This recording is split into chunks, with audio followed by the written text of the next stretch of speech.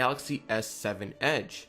Now while the regular S7 is not being tested today, the results from the S7 Edge should be exactly the same as the S7, as they're pushing the same amount of pixels as well as having the same specs inside.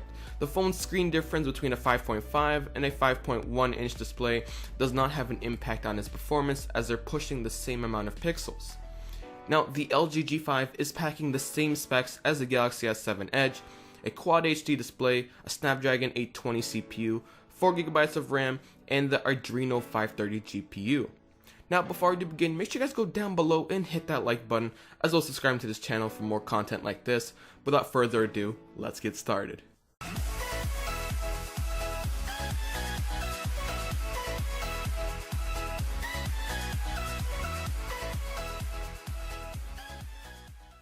So we are going to start off the speed test by running Geekbench 3 and seeing how these phones perform.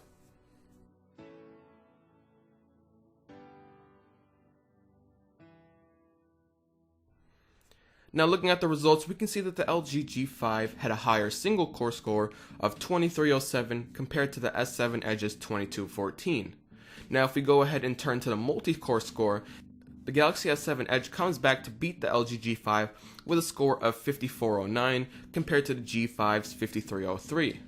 Now looking at these results, we can see that both phones get around the same score within a 100-point range. That means we're going to expect a really comparable performance between these two devices.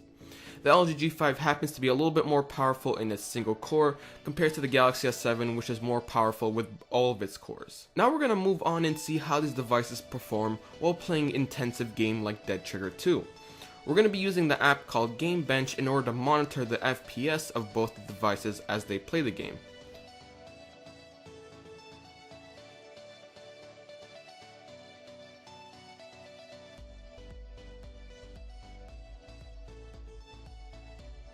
Looking at the results, both phones seem to have been playing at around the same FPS level. The LG G5 however did use less RAM than the Galaxy S7, but did end up using more of its GPU resources than the S7.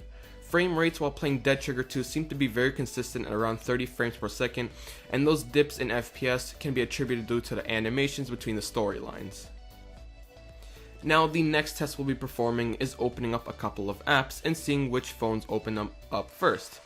We're going to also be performing a browser test inside this section as well, and we're going to end up clearing all the data from the browsers. Also, as a side note, both phones were connected to the same 5 GHz Wi-Fi network.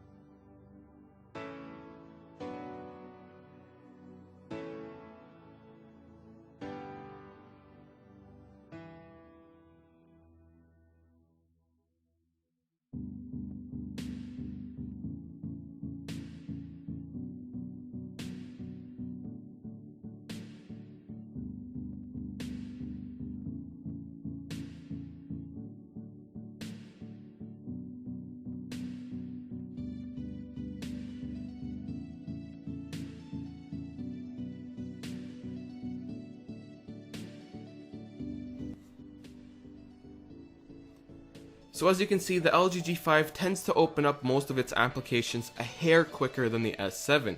But the difference is very minimal. I mean, we're talking about milliseconds in difference. This isn't something you'll be able to catch with your eye. But let's go ahead and move on to the final part of the test, where we open the applications back up and test out their RAM management.